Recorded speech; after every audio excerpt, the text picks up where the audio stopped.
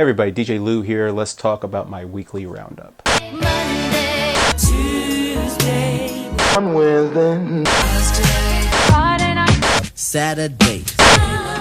Monday, Tuesday, Wednesday, Thursday, Friday, Saturday. So this is something I've actually considered for a little while. It's like, do I have a little catch-all kind of show, whether it's Q&A, when I'm collecting vinyl-wise, when I'm collecting CD-wise, something tech-wise that might be something short, just something that might just be interesting to have kind of a weekly thing on. So I think for this week, I'm actually going to start with some of the vinyl that I actually collected for the last month of 2019. I actually took a big pause from buying new vinyl. There wasn't a whole lot of new things that were really like, oh, I must have. But there was actually some really cool reissues that were coming out that really just piqued my curiosity, and there was a few other things that I wanted to pick up. So I said, what the heck? Picked up a few pieces, so this is what this is going to be. Most of this is from Vinyl Me Please. It's a pretty good service. Some of their releases tend to be a little flat, if you want to say that, on the audio side. And that's true for almost any re-release. You're not always quite sure of the quality of that you will get from something like that. So I always say, if you have a little bit of patience, if it's not something super awesome that you want to pick up, check like Discogs or something like that, or even say Amazon. See what people are saying about the quality of the release, especially if somebody happens to have an original pressing of it, and see if they do an A/B comparison. A couple of these I already know have not as great of a sound. It's not bad, but just doesn't have quite all the fidelity that the originals had. But the releases were really cool, so I wanted to jump on that. Matter of fact, it's a perfect segue into the first one, which is TLC Fan Mail. Now, I have heard this doesn't sound quite as good, but actually one person said it was fine. So maybe it's just the randomness of the pressing. This is Vinyl Me Please. This is number 723 of 1,000 releases. They tend to do very short runs of it.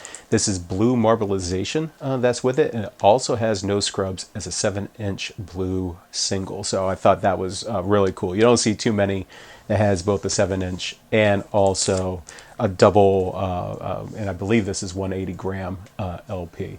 But an interesting piece on this, two of the songs, I think it's I'm Good at Being Bad, and there's one other. They actually have a change in it, at least I was reading on it. I guess one of the samples weren't properly cleared. So this will be slightly different than the original pressings. But it'll be interesting to hear one of these days. I will play it. I just haven't had a whole lot of time. I have been so busy. But as soon as I saw that this came out, I never owned it on vinyl to begin with. I do have a 3D hologram CD of it, which I always thought was really cool. But having the vinyl was a really nice addition. All right, so the second album we have here is Little Kim Hardcore.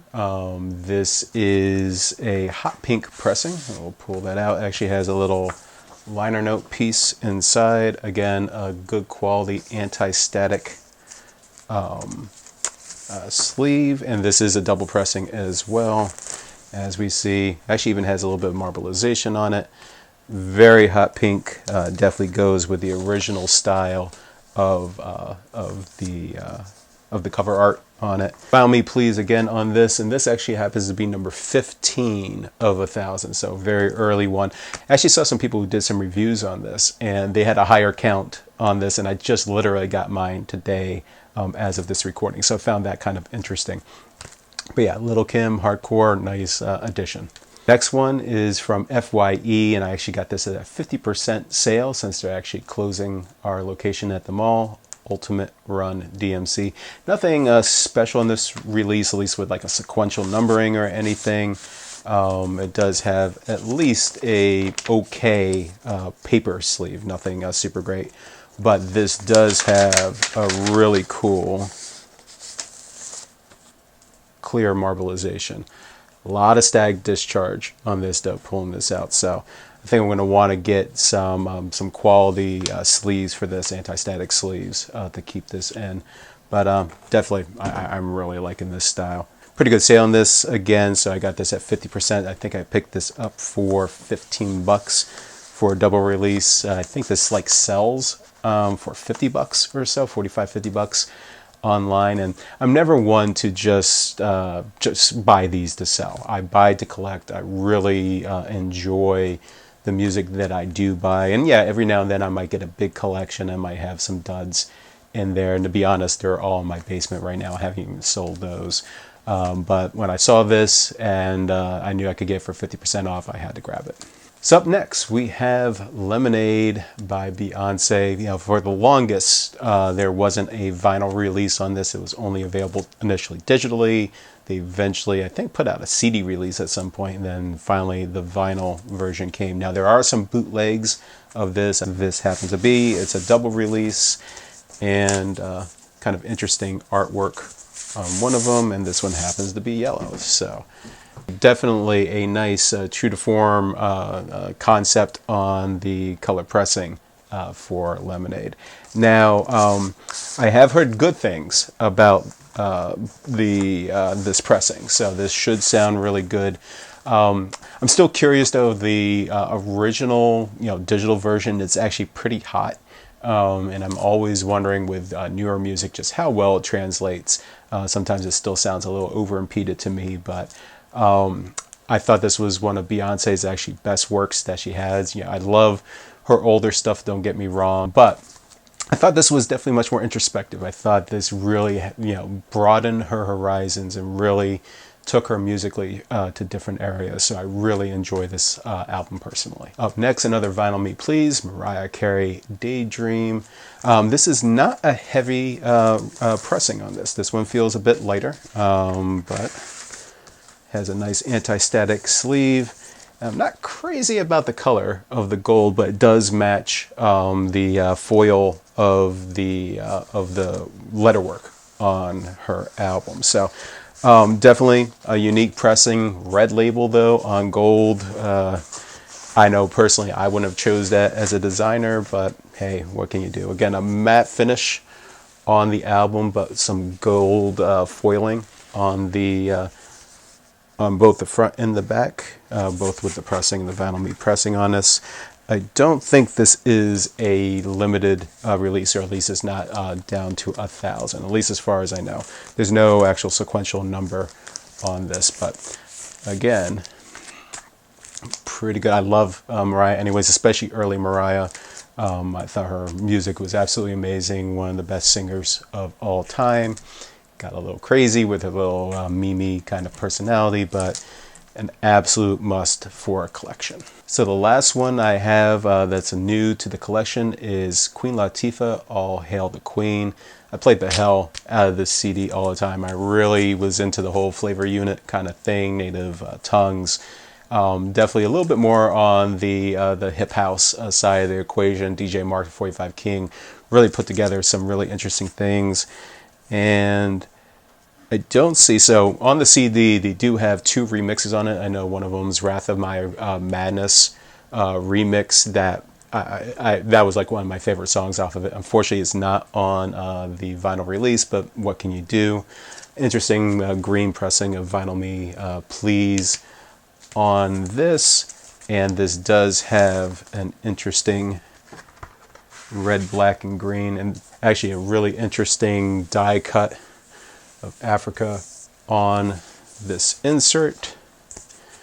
Your typical liner note style. This is one of the things I always love about having a record is just the things that they pour into it. Just so much more than what you could get out of CDs and all that, at least in a large scape. And if I can ever open this.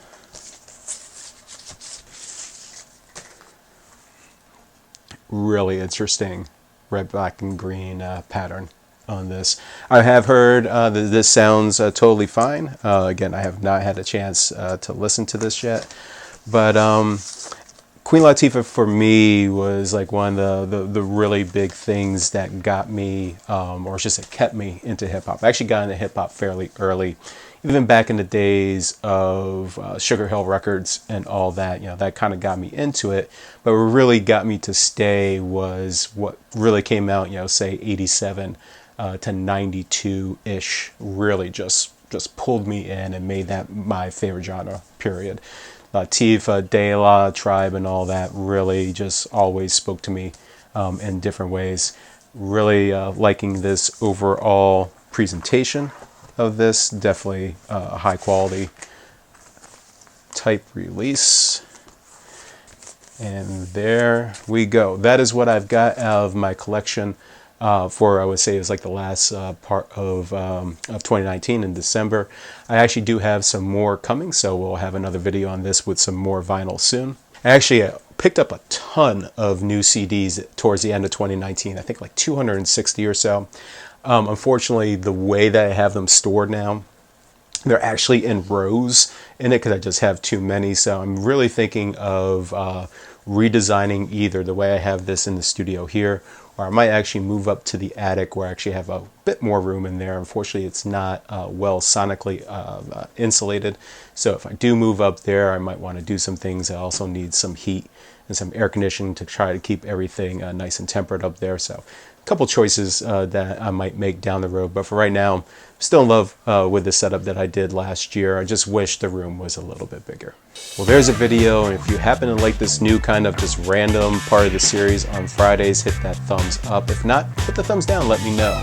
Naturally, go over to my Patreon page and subscribe to support the channel. And naturally, check out all the other videos I have on my YouTube channel. Naturally, head over to my website as well, and stay tuned for more.